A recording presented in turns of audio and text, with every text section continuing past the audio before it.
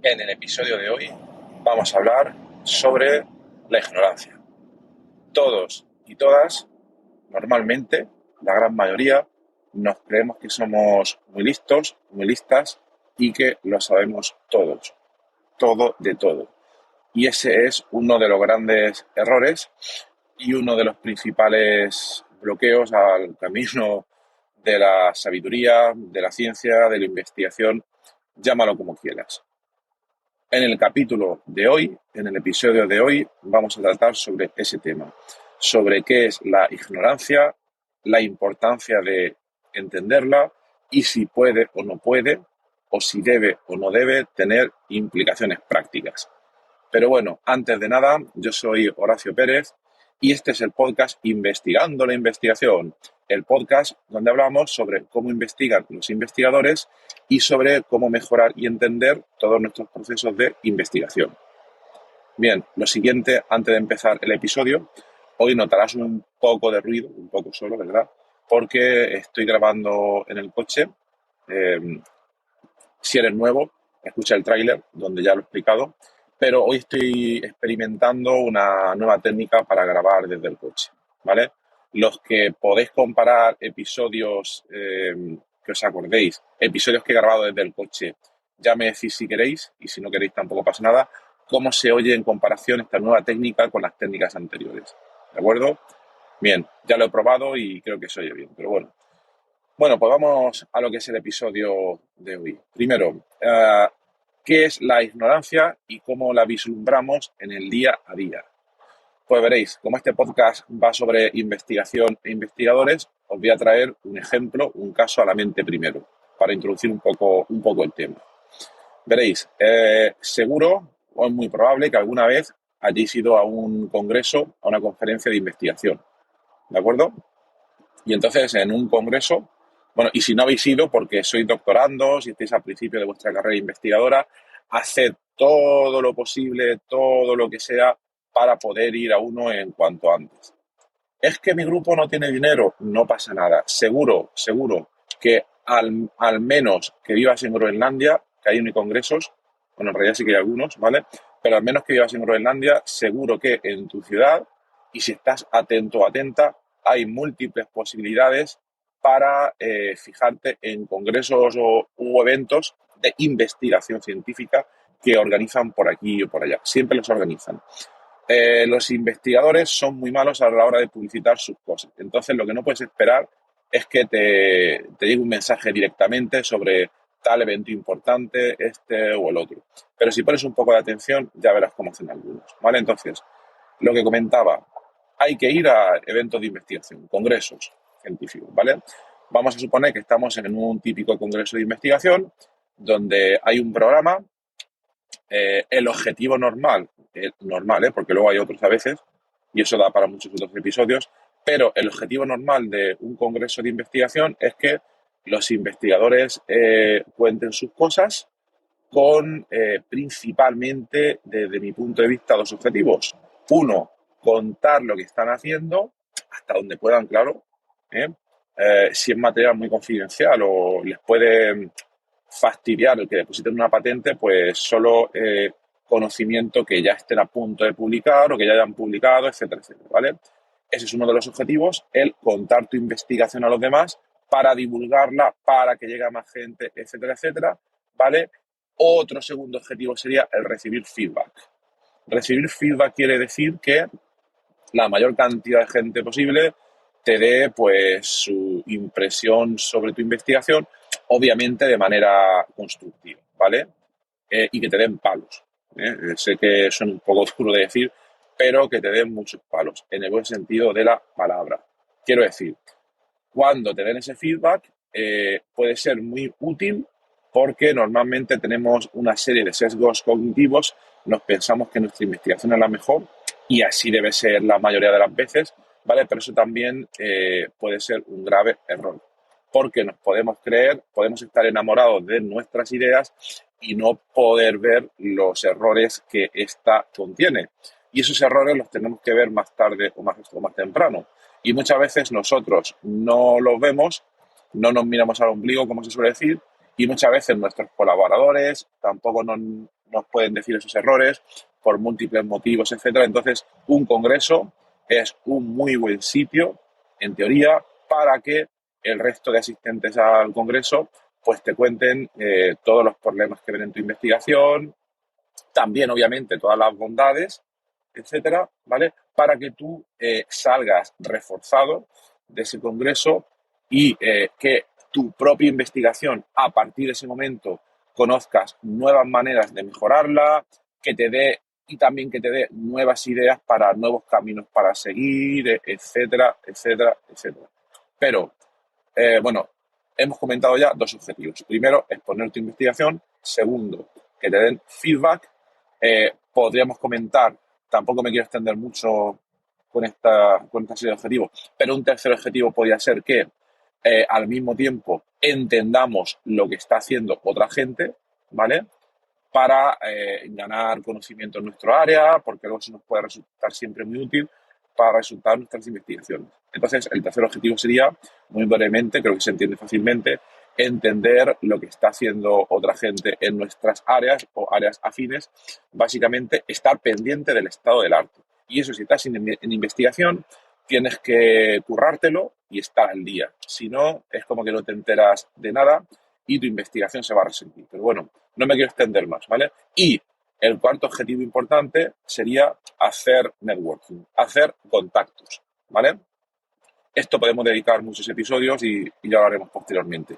Pero hacer contactos en ese congreso para luego futuras colaboraciones de proyectos, pedir proyectos, sacar más publicaciones, estancias y un largo etcétera, ¿vale? Pero bueno, ahí hemos dicho ya 4 objetivos.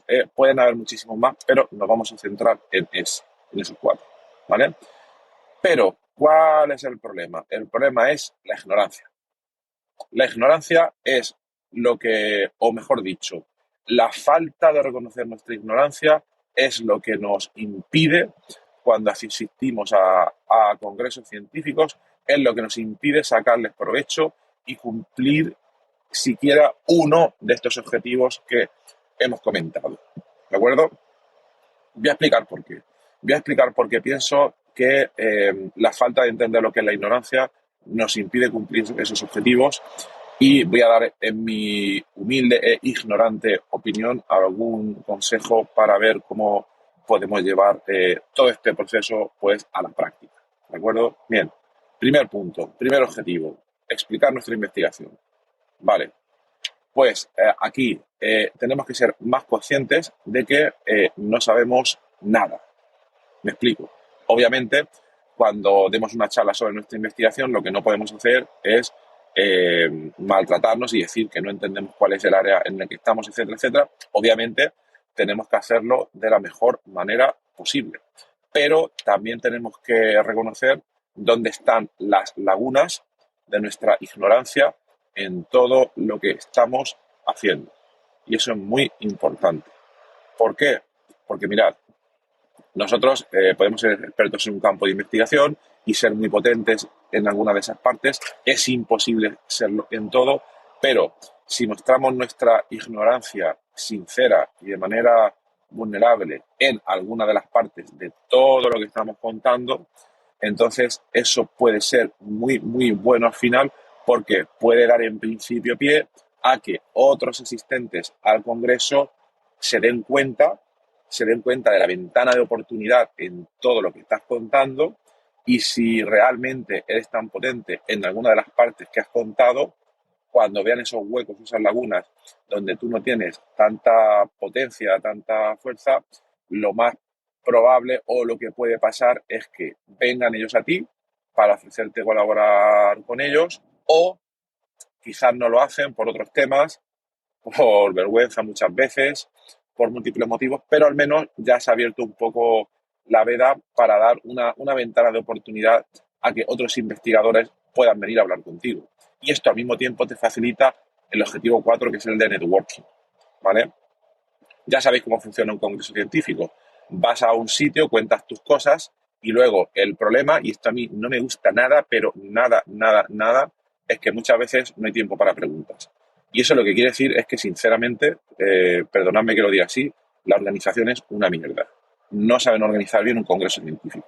En un congreso científico tiene que haber comunicación en ambas direcciones, tanto el que da la charla como los asistentes que puedan expresar su opinión y hacer preguntas. Si no, ese congreso no sirve para nada, ¿de acuerdo? Pero bueno, vamos a suponer una típica estructura de congreso donde hay varias charlas durante un día, una charla que dure en promedio unos 15 o 20 minutos y que luego dejen 5 minutos para preguntas, ¿de acuerdo?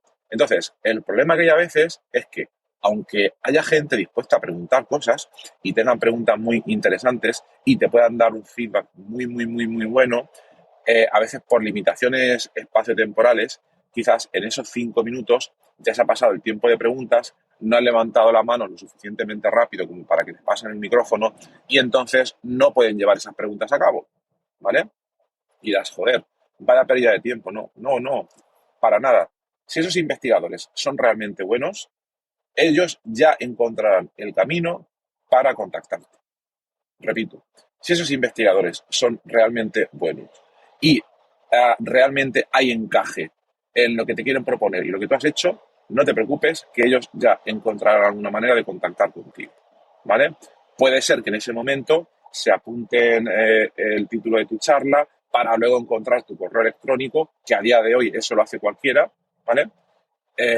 Y luego más tarde te escriban, oye, estuve en el congreso, vi tu charla, me pareció muy interesante, tengo la siguiente idea, podríamos hablar o comentar por email, etcétera, etcétera, etcétera, y ahí tienes una oportunidad muy buena, ¿de acuerdo? O puede ser que, como no le has dado tiempo durante la ronda de preguntas, pues que luego a la hora del coffee break, el coffee break, para los que no lo sepáis, los que estéis empezando en este mundillo, en este circo, es la pausa que suelen hacer cada tantas charlas para tomar un café y comer galletas o lo que pongan. A veces no ponen ni galletas, entonces, bueno, ese es otro tema. La calidad del congreso puede o no puede estar relacionada con la ausencia o presencia de galletas, pero ese es otro tema. Entonces, mucha gente lo aprovechará en el coffee break para hacerte esas preguntas que tenían pendientes.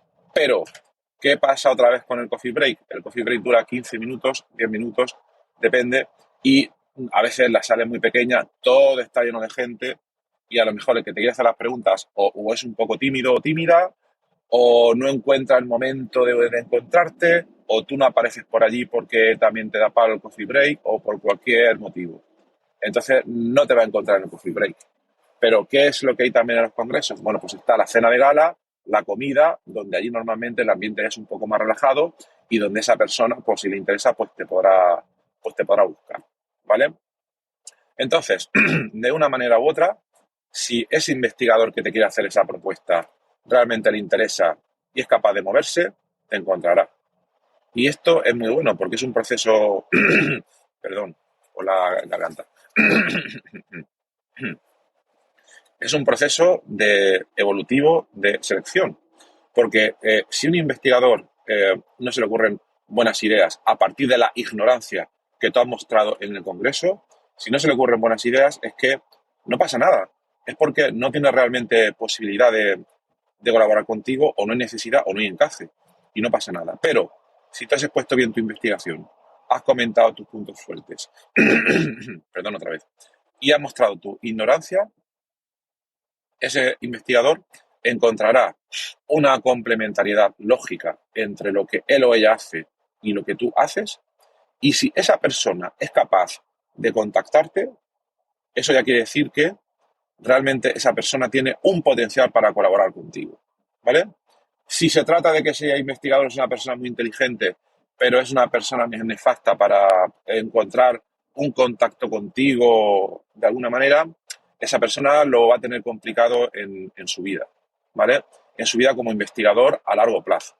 Y probablemente más tarde o más temprano pues se deje este mundo. Esto, por desgracia, es así, ¿vale? No tengo nada en contra, perdón, con las personas introvertidas. Yo soy una persona introvertida, entonces lo entiendo perfectamente, pero cuando yo me pongo en esas situaciones, eh, lo que hago es poner mi balanza interna y digo, a ver, o soy introvertido y me quedo aquí sentado, o me la juego y hablo con esa persona y no va a pasar absolutamente nada.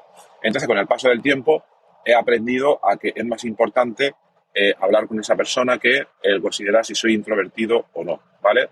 A mí me sirve esa estrategia. Es una estrategia muy simple y a mí me funciona. Hay muchas, todo depende de la persona, etcétera. Luego también hay gente extrovertida y demás, pero por favor no os enfadéis. No quiero decir que las personas introvertidas sean malas ni mucho menos, solo que si queréis tener una trayectoria investigadora a largo plazo, los que seáis muy introvertidos tenéis que encontrar soluciones, si no, no vais a llegar lejos, ¿vale? Creo que el mensaje es claro. Bueno, a lo que íbamos.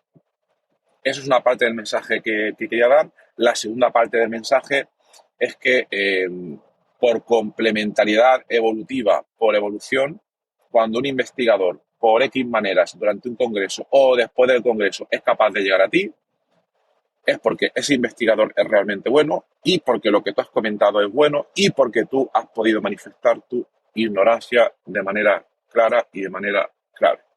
¿De acuerdo? Entonces, bien, sé que parecen cosas que no son muy, muy obvias, sé que puede o no puede costar manifestar tu ignorancia, pero de verdad, no pasa nada por reconocer de la manera más abierta posible las cosas que no sabemos. Y estoy hablando de un congreso científico, pero en una entrevista de trabajo, en un paper cuando lo estás escribiendo, en un proyecto, en cualquier situación. ¿De acuerdo? Pensamos que, no, que es una situación de vulnerabilidad, una situación de inferioridad, pero es al revés. Porque al reconocerlo somos tan fuertes, ¿vale? Que no nos importa el reconocer esa ignorancia. ¿De acuerdo? Y la otra parte lo va a ver como una fortaleza, no lo va a ver como una debilidad. ¿De acuerdo? Obviamente, ya lo he comentado antes, si no, lo que no podemos hacer, creo que es un poco de cajón, pero lo comento, es ir a un congreso o a un paper o a una entrevista de trabajo y hablar únicamente de nuestra ignorancia. Hola, esta es mi charla y voy a hablar sobre todas las cosas que no sé, únicamente sobre eso. Adiós. No, obviamente no, ¿vale? Pero se trata de que hablemos de nuestros puntos fuertes y también de nuestra ignorancia, ¿vale? Bueno, pues ese es el punto al que quería llegar hoy. Espero que os haya sido interesante. Eh, este es un mensaje que a mí me ha dado la experiencia a lo largo de los años. Probablemente, vamos, casi seguro al 99% que escuchéis este capítulo y que os parezca una estupidez. Si yo hubiera escuchado esto hace 20 años, me hubiera parecido una estupidez soberana y lo puedo entender, ¿vale? Pero elige, date los palos tú mismo hasta que llegues a esta conclusión o escucha lo que te he comentado hoy. De verdad, ¿eh? No es que me lo invente yo he hablado con mucha gente, con otros investigadores, y esta es una situación bastante común y que se repite. Y el reconocer nuestra ignorancia no pasa nada si lo hacemos de la manera correcta y nos puede traer a largo plazo y a corto plazo incluso más beneficios que problemas o pérdidas de oportunidad. ¿De acuerdo? Bueno, pues nada más. Termino este episodio de hoy. Os comenté que esta cuarta temporada iba a experimentar mucho. No lo he cumplido porque en los últimos episodios he experimentado bastante poco, pero ahora sí que lo estoy haciendo. Me gusta, me apetece. Ya he probado un poco antes de grabar este episodio para ver si se iba a grabar bien. Yo creo que sí. Si el sonido consideráis que es una auténtica mierda, me lo decís, no pasa nada, ¿vale? Os estoy exponiendo mi ignorancia como ejemplo del episodio, ¿de acuerdo? E intentaré encontrar otra manera. Ya me decís si os gusta más la manera anterior cuando lo grababa en el coche que esta, ¿de acuerdo? Pero sí que voy a seguir grabando episodios en el coche. Para los que sois nuevos, lo hago con total seguridad, ¿eh? Solo estoy tocando el volante, dejo el sistema automatizado, etcétera, etcétera. ¿De acuerdo? Entonces voy a seguir experimentando. Me gusta mucho. Y nada más. Espero que te haya servido este capítulo, que te haya parecido interesante. Entiendo que puede ser que no, por las razones que ya he comentado, pero también aviso. Y nada más. Si te interesa saber un poco más tanto sobre esta temática como otras, pues lo que puedes hacer es apuntarte a mi newsletter, que la tienes en la siguiente URL o página web, como lo quieras llamar, que es Horacio con H y con C, ¿eh? No, por favor, con H y con C, ¿vale? Horacio-ps.com. www.newsletter. Asumo que todos sabéis cómo se escribe newsletter, ¿vale? Obviamente. Pues nada más, que tengáis un maravilloso día y hasta luego.